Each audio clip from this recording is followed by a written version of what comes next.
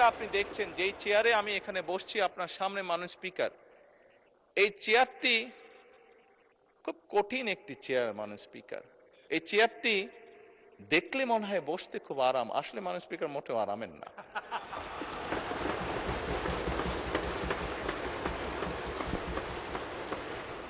এই চেয়ারটিতে বসলে মাননীয় স্পিকার প্রতি মুহূর্তে মনে হয় যে আগুনে তপ্ত হিট আসছে মাননীয় স্পিকার। হাসার কিছু নেই, আমি যা ফিল করি আমি আপনাদেরকে তাই বলছি, মাননীয় স্পিকার এই চেয়ারের থেকে উঠে দাঁড়িয়ে আপনার সামনে বক্তব্যে আমি হয়তো অনেক পপুলার কথা বলতে পারতাম, যেটাতে আরো অনেক বেশি তালি হতো মাননীয় স্পিকার, কিন্তু এই চেয়ার আমাকে বলে যে আমি সবসময় পপুলার কথা বলতে পারি না, আমাকে সেটাই বলতে হবে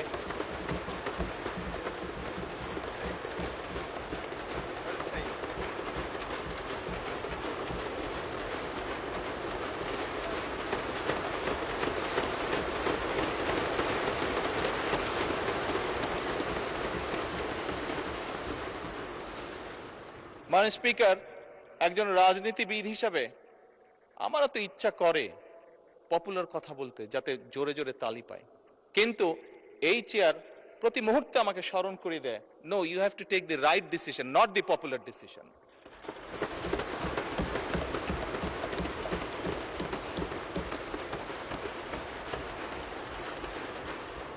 মাননীয় স্পিকার, আপনার মাধ্যমে আজকে এই সংসদের এই সবুজ চেয়ারে যারা বসে আছেন, আমি মনে করি আজকে বোধহয় আমাদেরকে সিদ্ধান্ত নিতে হবে যে আসুন আমরা পপুলার ডিসিশনে আলাপ করব না, আমরা আলাপ করব সঠিক ডিসিশনের ব্যাপারে, রাইট ডিসিশনের ব্যাপারে। মাননীয় স্পিকার, আজকে এই সংসদ অধিবেশনের শেষ দিন, আজকে অধিবেশন শেষ হয়ে যাবে।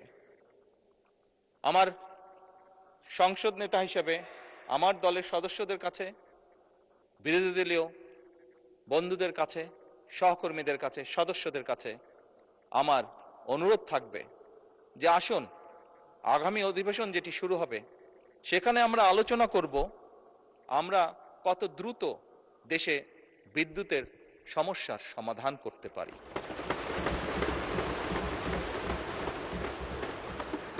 মাননীয় স্পিকার, আমরা আলাপ করতে চাই, আমি আলাপ করতে চাই আগামী সংসদে কত দ্রুত আমরা কত বেশি সংখ্যক মানুষের কর্মসংস্থান, দেশেই হোক বিদেশি হোক, তৈরি করতে পারি। মাননীয় স্পিকার, এই সংসদে দাঁড়িয়ে আমি আলাপ করতে চাই যে আমাদের শিক্ষা প্রতিষ্ঠান, আমাদের হাসপাতালগুলোতে কত দ্রুত শিক্ষা এবং চিকিৎসা সুবিধা আমরা পৌঁছে দিতে পারি।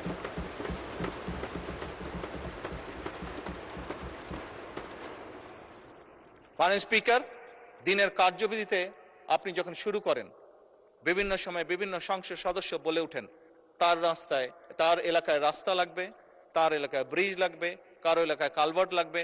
স্বয়ং বিরোধী দলীয় নেতা ওনার এলাকার সমস্যার কথা বলেছেন।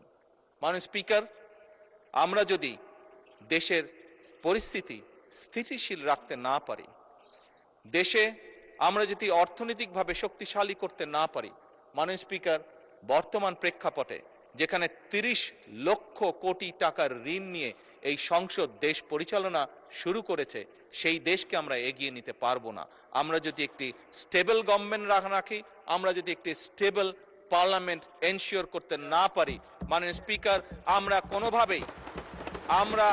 কোনোভাবেই এই দেশকে সামনে নিয়ে যেতে পারবো না। মাননীয় স্পিকার, এই দেশকে যদি সামনে নিতে হয় তাহলে অবশ্যই আমাদের উভয় পক্ষকে একসাথে কাজ করতে হবে। হ্যাঁ, বাংলাদেশে আইটি শিল্পের বিকাশ কিভাবে হবে এ ব্যাপারে হয়তো আমাদের মধ্যে ডিবেট হতে পারে, এ ব্যাপারে আমাদের মধ্যে দ্বিমত থাকতে পারে, কিন্তু বাংলাদেশের আইটি শিল্পের বহিঃপ্রকাশ হতে হবে, এ ব্যাপারে আমাদের মধ্যে নিশ্চয়ই কোনো ডিবেট নেই। মাননীয় স্পিকার, সেজন্যই আসুন আজকে আমরা সিদ্ধান্ত গ্রহণ করি যে আমাদের আলোচনার বিষয়বস্তু হবে এই দেশের মানুষের ভাগ্যের পরিবর্তন। আমাদের আলোচনার বিষয়বস্তু হবে আমাদের আলোচনার স্পিকার, আমাদের আলোচনার বিষয়বস্তু হবে যে আমরা অন্য দেশের উদাহরণ দেব না, বরং আমাদের দেশকে আমরা সামনে এগিয়ে নিয়ে যাব। স্পিকার 1971 সালে এই দেশ যখন স্বাধীন হয়েছে, এই মুহূর্তে আমরা বিভিন্ন বিবেচনায় আমাদের দেশকে যদি স্ট্যান্ডার্ডে ধরি, আমাদের মতন অনেকগুলো দেশ ছিল যারা হয়তো 1972-73 সালে স্বাধীন হয়েছে, তারা আমাদের থেকে এগিয়ে গিয়েছে। স্পিকার, আমরা পারিনি কেন? বিকজ বিভিন্নভাবে এই দেশকে, একটু আগেই যেটা বলেছি স্পিকার, বাধাগ্রস্ত করা হয়েছে গণতন্ত্রকে। স্পিকার, গণতন্ত্র বাধাগ্রস্ত যদি হয়, গণতন্ত্র প্রতিবার বাধাগ্রস্ত হলে অর্থনীতি, শিক্ষা, স্বাস্থ্য সবকিছু বাধাগ্রস্ত হবে।